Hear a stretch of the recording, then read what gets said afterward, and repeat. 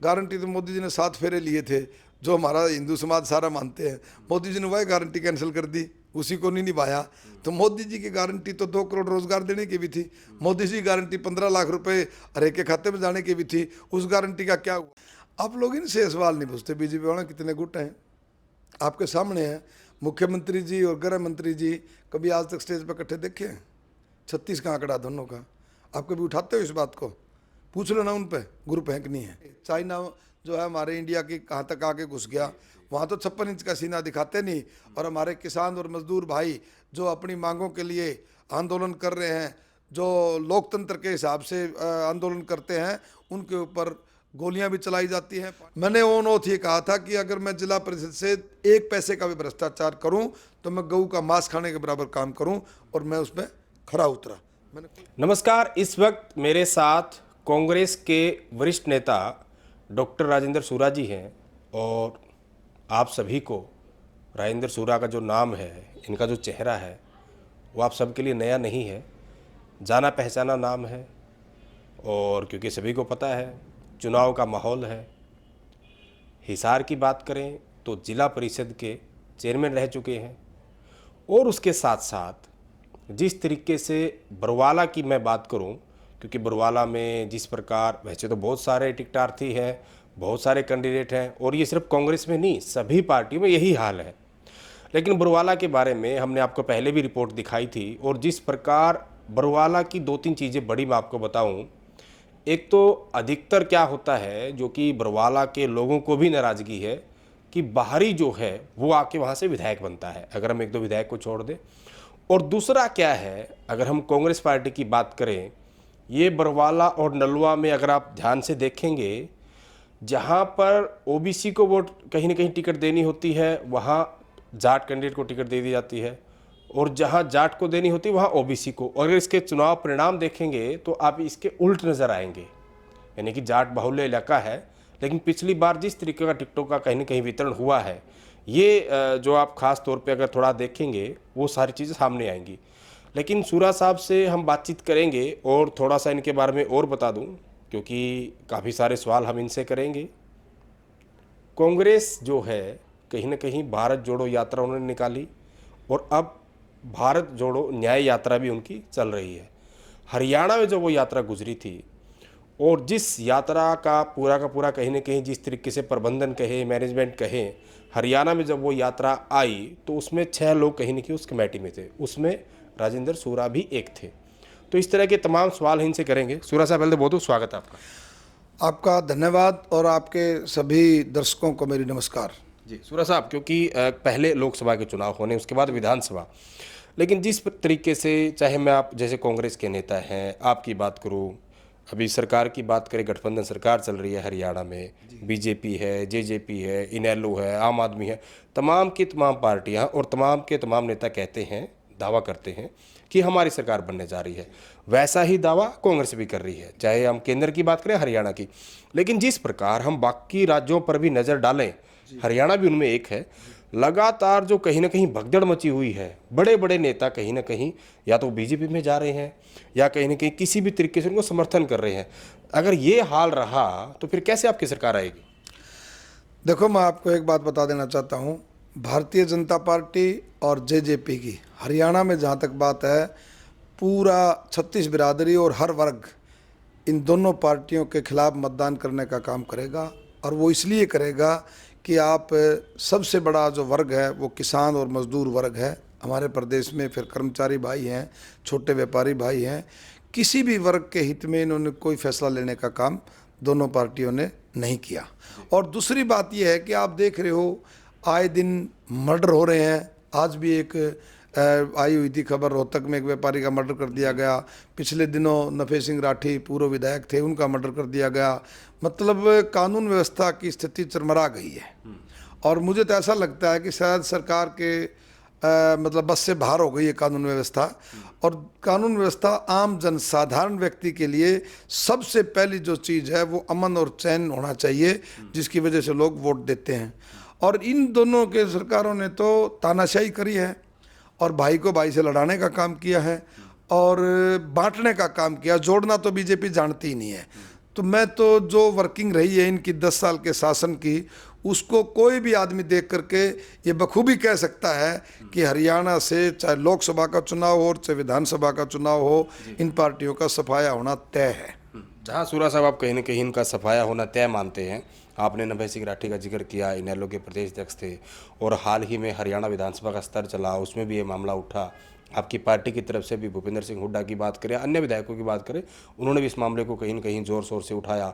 और अभय सिंह चौटाला ने जिस तरीके से सीधा सीधा आरोप लगाया है कि नभय सिंह राठी को कहीं न कहीं मरवाने में सीधा सीधा बीजेपी का, यानी कि सरकार का हाथ है, कैसे देखते हैं आप उनके आरोपों को?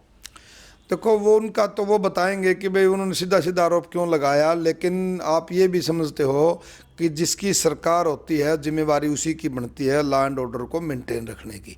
आप और हम विपक्ष के लोग तो सहयोग कर सकते हैं, और ये सरेआम दिख रहा है आपको, देखो ना कि इनको जो बात भी कहो, ये हर कोई वर्ग, कर्मचारी गए ओपीएस मांगने के लिए, उनके ऊपर लाठियाँ बांधी गई, सरपंच गए उनके ऊपर लाठियाँ चलाई गई, आंगनबाड़ी की हमारी महिला बहू बेटियाँ गई उनके ऊपर लाठियाँ चलाई गई, किसानों के ऊपर तो ऐसा व्यवहार कर रहे हैं जैसे ये मतलब हमारे भारत के वासी ही नहीं है, जैसे पाकिस्तानी हो या चाइनीज हो, उनके ऊपर तो व्यवहार ऐसा कर नहीं रहे। चाइना जो है हमारे इंडिया की कहाँ तक आके घुस गया, वहाँ तो 56 इंच का सीना दिखाते नहीं, और हमारे किसान और मजदूर भाई जो अपनी मांगों के लिए आंदोलन कर रहे हैं, जो लोकतंत्र के हिसाब से आंदोलन करते हैं, उनके ऊपर गोलियां भी चलाई जाती हैं, पानी की बौछारें भी फेंकी जाती हैं, तरह तरह के ओछे हथकंडे अपनाए जाते हैं।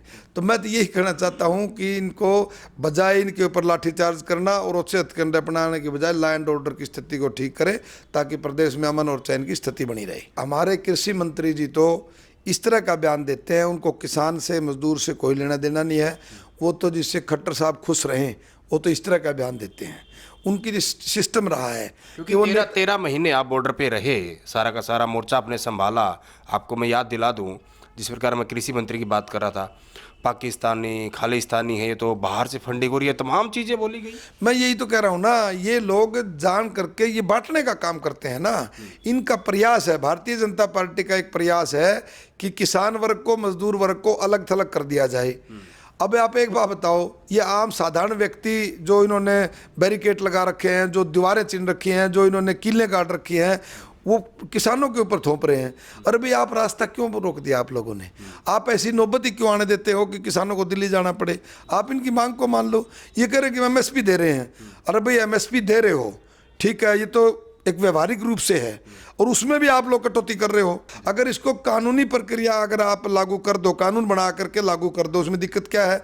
मैं भारतीय जनता पार्टी के लोगों को याद दिलाना चाहता हूं कि जब एक कमेटी बनी थी, चीफ मिनिस्टर्स की कमेटी बनी थी, एमएसपी देनी चाहिए या नहीं देनी चाहिए, उस कमेटी के चेयरमैन उस वक्त के मुख्यमंत्री होते थे माननीय, जो आज के प्रधानमंत्री है मोदी जी, प्रधानमंत्री थे माननीय सरदार मनमोहन सिंह जी, उनके पास ये प्रस्ताव लेकर के गए थे कि हमारी कमेटी ने ये प्रस्ताव पास किया कि किसान को कानूनी रूप से एमएसपी मिलनी चाहिए, इसको कानूनी अमली जामा पहनाना चाहिए।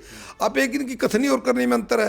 मतलब जब मुख्यमंत्री थे, कांग्रेस की गवर्नमेंट थी, हमारे प्रधानमंत्री माननीय सरदार मनमोहन सिंह जी थे, उनसे तो वो एमएसपी की मांग करने जा रहे हैं, और जब खुद उस कुर्सी के ऊपर बैठ के तो अब तरह तरह की वीडियो डलवा रहे हैं कि पॉसिबल नहीं है एमएसपी देना। भारतीय जनता पार्टी की सरकार ने किसान के हक में 1 रुपया कर्जा माफ नहीं किया ना, आपके सामने है ये। और जो कॉरपोरेट घराने हैं, उनके लाखों करोड़ रुपए माफ करने का काम किया। हमारे हिसार के सांसद रहे हैं, 8,500 करोड़ रुपए तो उसका कर्जा माफ कर दिया।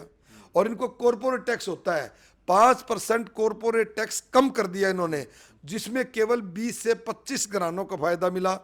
अगर इनकी नीयत साफ हो, किसान और छोटे मजदूर के प्रति इनका ये लगे कि भाई इनके हक में कोई फैसला लेना चाहें, तो कॉरपोरेट टैक्स जितना माफ किया 5%, उससे आधे पैसे में पूरे देश के किसान का सारा कर्ज माफ हो सकता है। अब क्या बोलते हैं, मोदी जी भी बड़ा ड्रामा करते हैं कि 6,000 रुपये साल के हम किसान को दे रहे हैं।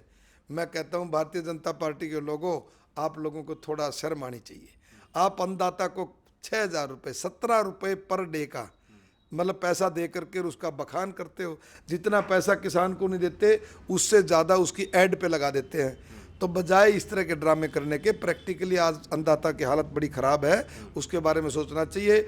और जो जीडीपी की जहाँ तक मामला है, जो अर्थव्यवस्था की बात है देश की, वो जब किसान खुशहाल होगा, मजदूर खुशहाल होगा, तभी अर्थव्यवस्था सुधरेगी। ये बीजेपी के लोग कहते हैं हमारे मोदी जी को और तो सारा ठीक है, अर्थव्यवस्था के बारे में नहीं पता।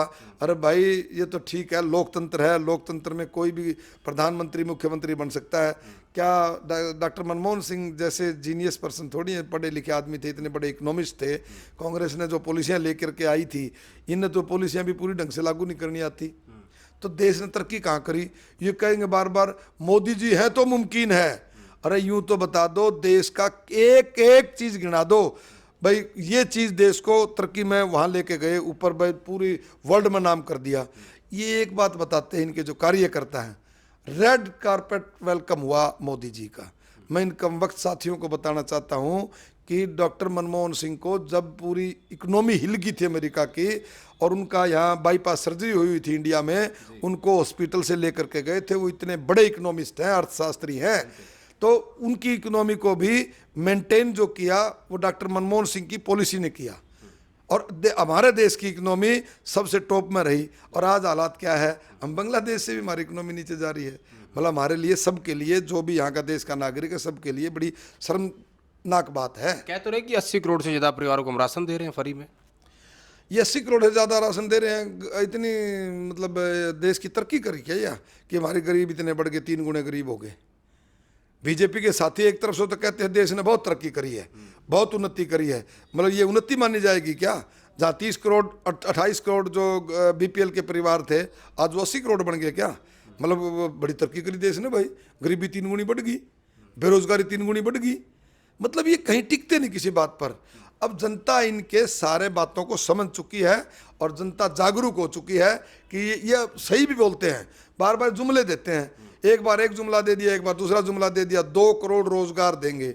अब की बार जब चुनाव आएगा, जो युवा साथी हैं, जो पढ़े लिखे भाई हैं, और इंडिया तो युवाओं का देश है, वो साथी इनका चुनाव में ऐसा इलाज करेंगे, याद रखेंगे ये। लेकिन ये तो कह रहे हम तीसरी बार फिर सरकार बनाएंगे और 400 पार का नारा दे रहे हैं, और कहने कि आप जिनको जुमला बता रहे हो, इन्होंने तो भारत विकसित संकल्प यात्रा भी निकाली पूरे देश में, और कहने की मोदी की गारंटी, भाई किस तरह की गारंटी, वो सारे गांव-गांव जाके हर जगह बता रहे हैं। ये तो बता रहे हैं, लेकिन इनको तो वही बात है भाई, झूठ का पुलंदा रखते हैं ये तो। आप कह रहे मोदी जी गारंटी, गारंटी तो मोदी जी ने 7 फेरे लिए थे, जो हमारा हिंदू समाज सारा मानते हैं। मोदी जी ने वही गारंटी कैंसिल कर दी, उसी को नहीं निभाया। तो मोदी जी की गारंटी तो 2 करोड़ रोजगार देने की भी थी। मोदी जी की गारंटी 15 लाख रुपए हर एक के खाते में जाने की भी थी। उस गारंटी का क्या हुआ? ये लोग बड़े खुश हो रहे हैं। संकल्प यात्रा ऐसे शब्द ढूंढ के लाएंगे जैसे कहीं किसी शास्त्री में बैठ के लिखवाते हैं। आप ये देखो ना कि आम आदमी को, अब देखो एक बात बताओ, ये राम मंदिर की बात करते हैं कि भाई रामलला को हम लेकर के आए। अरे भाई राम तो कदे का है, राम के बिना तो ये चल ही नहीं। संसार जब से चला है, दुनिया जब से बनी है, तब से रामलला आए हुए हैं। और ये कहते हैं कि हम लेके आए हैं। भाई रामलला को तुम लेके आए हो। किसान का तो कोई भी काम करने से पहले आप और हम जब मिलते हैं, नहीं कहते राम राम भाई, सवेरे सवेरे कोई भी हो चाहे, हम हर आदमी कहता है। और किसान तो जैसे ही सवेरे बैलों को हल जोड़ने के लिए लेके जाता है तो कहता है ले भाई राम का नाम ले। हल जोतने से पहले ले भाई राम का नाम ले। किसान और मजदूर का तो राम कदे का है भाई। इन राम का जफी बरी से बीजेपी आयन है। राम सबका है, राम कण कण में है। और राम का ये जो राजनीतिकरण कर रहे हैं, मैं इसका विरोध करता हूं और मैं इसको गलत मानता हूं। इनको राजनीतिकरण राम का नहीं करना चाहिए। ठीक है सूरज साहब, आपने काफ़ी बातें बताई, काफ़ी मुद्दे बताए, हरियाणा के भी और देश के भी। कहीं ना कहीं आपने ये भी बताया भी, एक कंपैरिजन किया कि डॉक्टर मनमोहन सिंह यानी कि जो कांग्रेस की सरकार थी, वो आपने इनसे बेटर बताई। लेकिन आप कह रहे हो कि हम इन चीज़ों को सुधार देंगे, हमारी सरकार आती है तो। कहीं ना कहीं बीजेपी नेताओं की बात करें, वो लगातार ये कह रहे, पहले कांग्रेस देश संभालने से पहले कहते हैं ना भाई भारत जोड़ो यात्रा, वो कह रहे भारत तो जुड़ा हुआ है। कहीं ना कहीं देश संभालने से पहले वो अपने परिवार को संभाले, अपने पार्टी को संभाले। कांग्रेस में जिस तरीके से गुटबाजी, देश की बात करें या हरियाणा की बात करें, तो वही कहीं ना कहीं बाज नहीं आ रही। और लगातार आप पर आरोप लगाते हैं कि कहीं ना कहीं कांग्रेस की जो दाल है वो जूती में बढ़ती है। आप लोग इनसे सवाल नहीं पूछते बीजेपी वाले कितने गुट हैं, आपके सामने है। मुख्यमंत्री जी और गृह मंत्री जी कभी आज तक स्टेज पर इकट्ठे देखे हैं? 36 का आंकड़ा दोनों का। आप कभी उठाते हो इस बात को? पूछ लो ना उन पे, ग्रुप है कि नहीं है।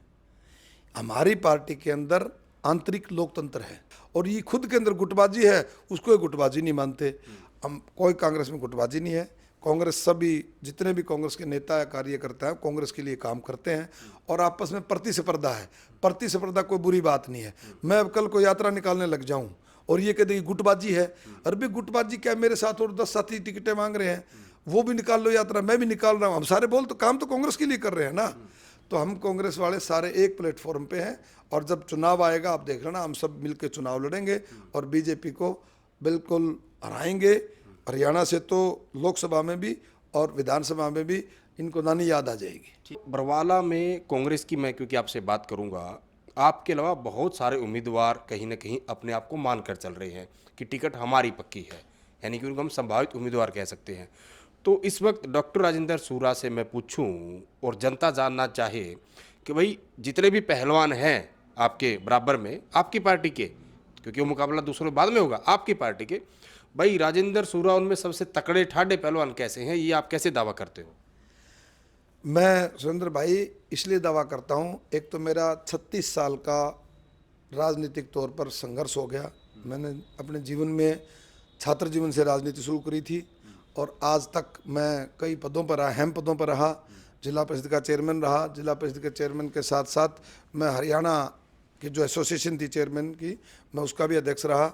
मैं बीएड कॉलेज जितने भी थे उसका भी मैं प्रदेश अध्यक्ष रहा। मैं कई संस्थाओं का मैंने काम किया, संस्थाओं में मिलकर प्रदेश अध्यक्ष के तौर पे। और मेरे 35-36 साल के राजनीतिक जीवन में मैं आप लोगों का भी धन्यवाद करता हूं और भगवान का भी मेरे ऊपर आशीर्वाद रहा है कि मेरे ऊपर कोई लांछन नहीं लगा किसी तरीके का, कोई जात पात का, कोई झूठ बोलने का, कोई करप्शन का।